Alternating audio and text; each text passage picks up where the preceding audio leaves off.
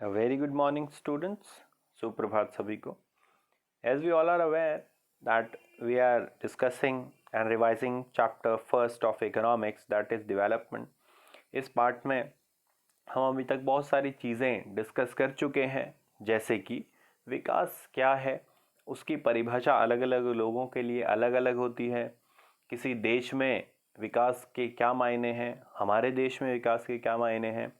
World bank किस criteria से देशों को कैटेगराइज करता है कि वो डेवलप्ड हैं, अनडेवलप्ड हैं, और बहुत सारी चीज़ें हमने विकास के बारे में अलग अलग उदाहरणों के माध्यम से पढ़ रखी हैं. So let us start the last and fourth part of our chapter, that is development. So first of all we will talk about human development report. Human development report की अगर बात करें तो आपकी बुक में भी एक आर्टिकल दिया हुआ है इसके बारे में, जिसमें यूनाइटेड नेशंस डेवलपमेंट प्रोग्राम की बात हो रही है, जो कि एक ऐसा प्रोग्राम है जो जीवन के स्तर के साथ साथ शिक्षा, स्वास्थ्य और लोगों की जो आय है एक साल में, उसकी जांच करता है. ऐसे मुद्दों को कंपेयर करता है एक कंट्री से दूसरी कंट्री पे. उसके बाद ह्यूमन डेवलपमेंट इंडेक्स पब्लिश करता है, जिसमें रैंकिंग होती है देशों की from top to bottom.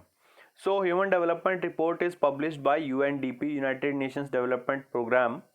It compares, वो हमने जैसा कि देखा कि जो वर्ल्ड बैंक का क्राइटेरिया है सिर्फ आय को एक आधार मानने का, पर कैपिटा इनकम को एक बेस लेके चलने का, उसके आधार पे कंपेयर करने का देशों को, उनके विकास को, वो एक संपूर्ण या वो एक ऑल इंक्लूसिव आइडिया नहीं था.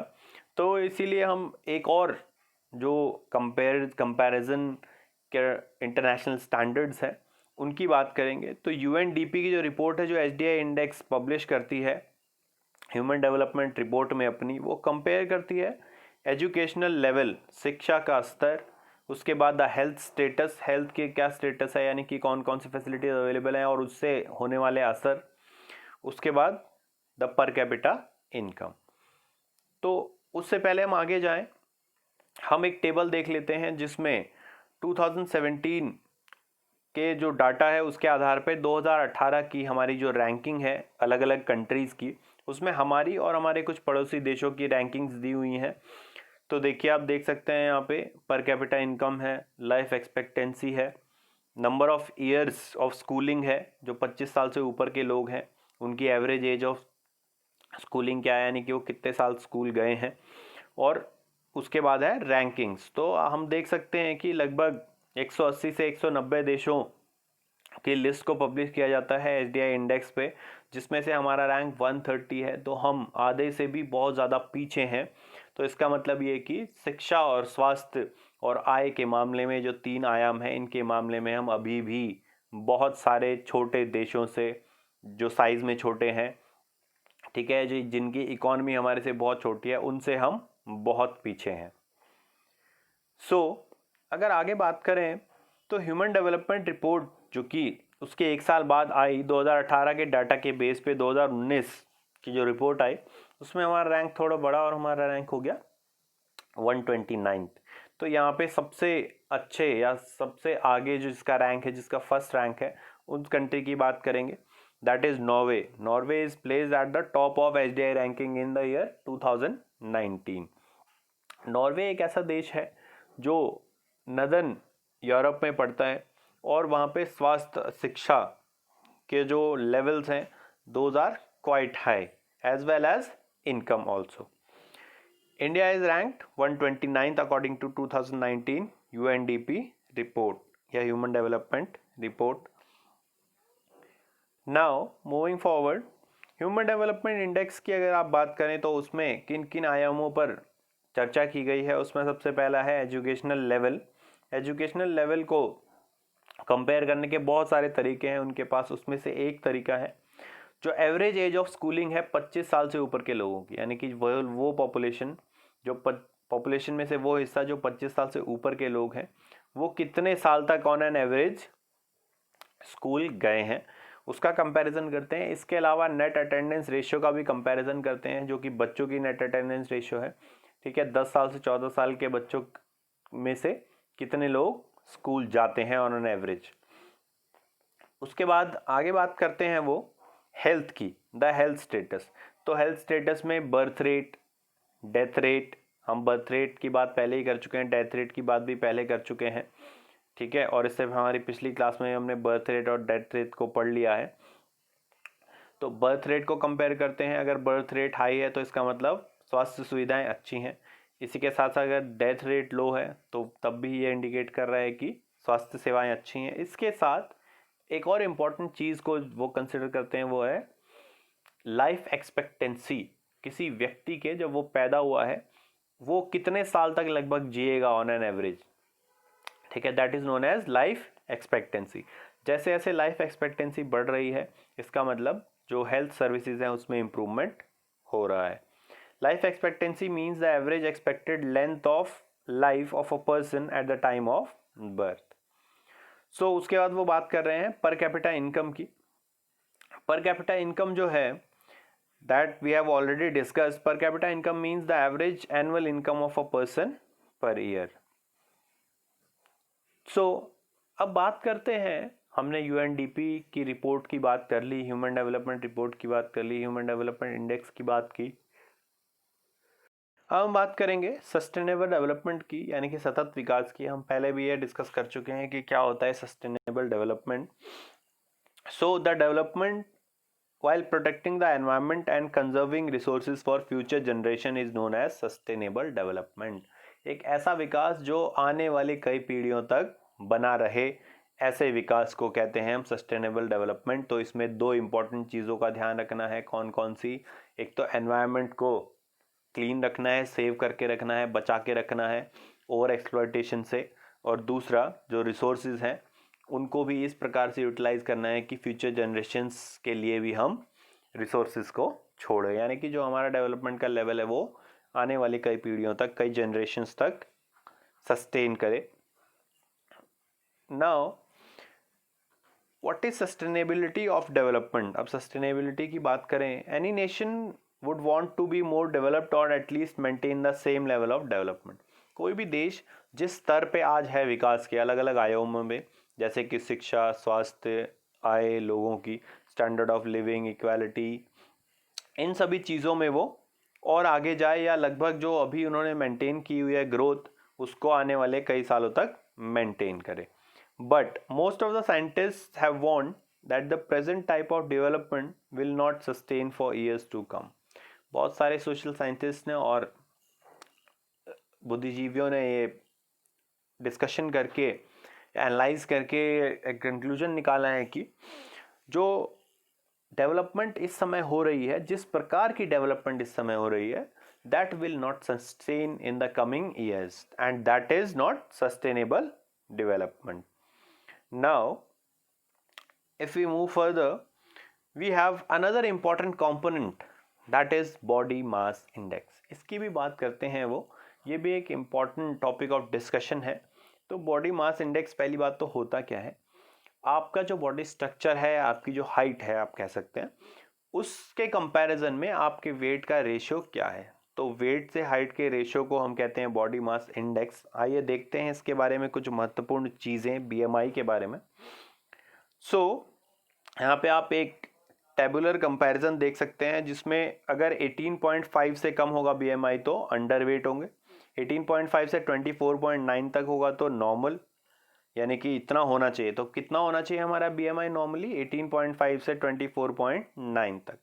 उसके बाद 25 से 29.9 तक ओवरवेट, 30 से 34.9 तक ओबीज, और 35 से ऊपर एक्सट्रीमली ओबीज। ठीक है, तो हमें किस कैटेगरी में फॉल करना चाहिए? जनरली 18.5 से 24.9। So BMI is an indicator of proper nourishment. BMI ये दिखाता है कि जितना नरिशमेंट चाहिए, जितने न्यूट्रिएंट्स या जितनी कैलोरीज चाहिए किसी व्यक्ति को, वो मिल रही हैं। तो आइडियल बीएमआई हमें पता है 18.5 से 24.9। 18.5 से नीचे क्या होगा? अंडर नरिश्ड, यानी कि प्रॉपर फूड नहीं मिल रहा है या न्यूट्रिशन नहीं मिल रहा है। और 24.9 से ऊपर ओवरवेट, फिर ओबीज, फिर एक्सट्रीमली ओबीज। तो बीएमआई निकालने का फॉर्मूला क्या है? BMI is equal to weight in kilograms, ठीक है, upon height in metre square. तो जितनी आपकी हाइट है मीटर्स में उसका स्क्वायर करना है और तो टोटल वेट है उससे डिवाइड करना है, तो आपका BMI आ जाएगा। उसके बाद दो एग्जाम्पल्स दिए हुए हैं आपकी बुक में, जिसमें वो सवाल उठा रहे हैं कि क्या ये जिस प्रकार का विकास हो रहा है उसके दो एग्जाम्पल्स हैं, क्या ये सस्टेन करेगा आगे आने वाले समय तक। तो दोनों एग्जाम्पल्स को देखते हैं एक बार। Recent evidences show suggest that the groundwater is under serious threat of overuse in many parts of the country। देश के बहुत सारे हिस्सों में जो ग्राउंड वाटर है वो उस पर एक बहुत गहरी गंभीर समस्या आ रही है, क्योंकि उसका लेवल धीरे धीरे नीचे होता जा रहा है और ये भी डर है बहुत सारे इलाकों में कि ग्राउंड वाटर ऑलमोस्ट ख़त्म हो जाएगा। तो फिर बहुत ही मुश्किल होगा लोगों की जो डिमांड है पानी की उसको पूरा करना।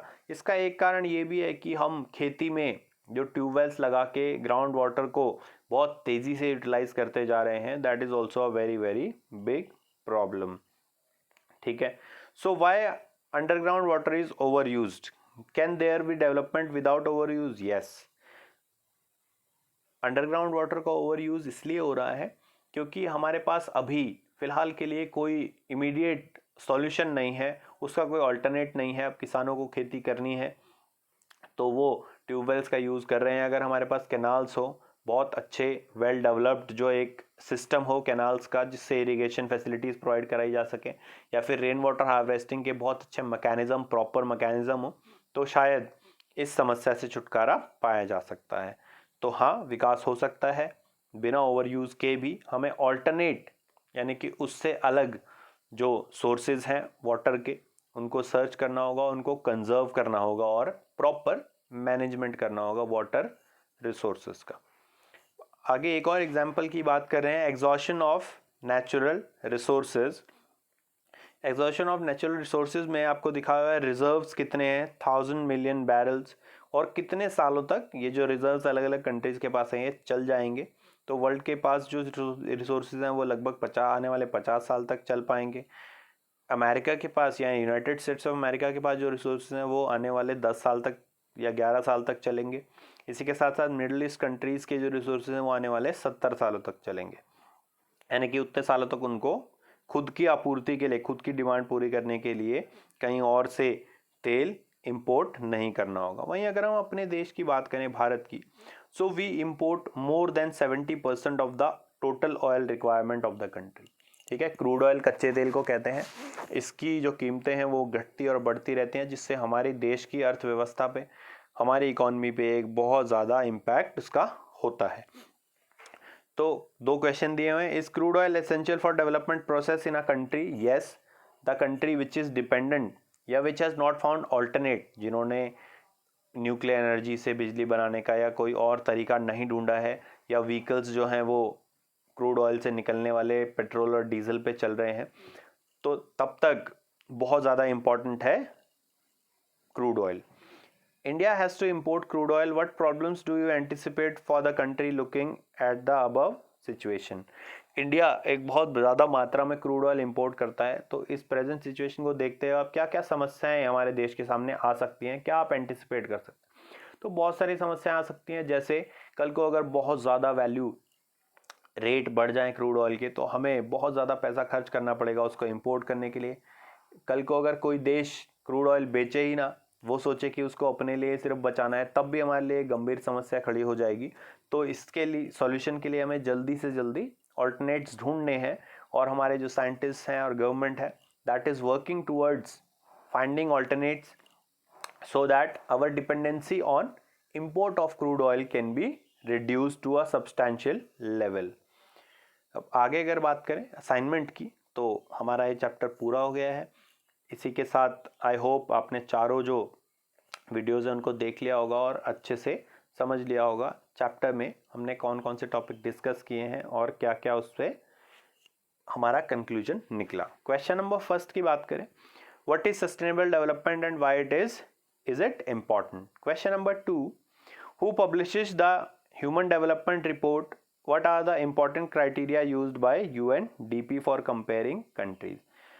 ह्यूमन डेवलपमेंट रिपोर्ट कौन पब्लिश करता है और कौन कौन से क्राइटेरिया यूज किए हैं? Question number 3, What is India's present rank in HDI, Human Development Index? Question number 4. Which country tops the HDI ranking in 2019? List a few examples of environmental degradation that you may have observed around you. अपने घर के आसपास आपने कौन कौन से ऐसी activities देखी जिससे एनवायरनमेंट को डैमेज हो रहा है, डिग्रेडेशन हो रहा है, उनके बारे में लिखें. और last question, find out the sources of energy that are used by the people of India. Sources of energy क्या क्या यूज़ कर रहे हैं हमारे देश के लोग, और what could be other possibilities in 50 years from now. आने वाले 50 साल में और कौन कौन सी संभावनाएं हो सकती हैं. So I hope you understood all topics well. If this video was informative to you, please like it. Share it with your friends, those who are not from your school, so that they can also be benefited from the things which we have learned today. Give your valuable suggestions through comments so that further improvements can be done in the coming videos. And for latest updates, subscribe to my channel. Thank you and have a nice day.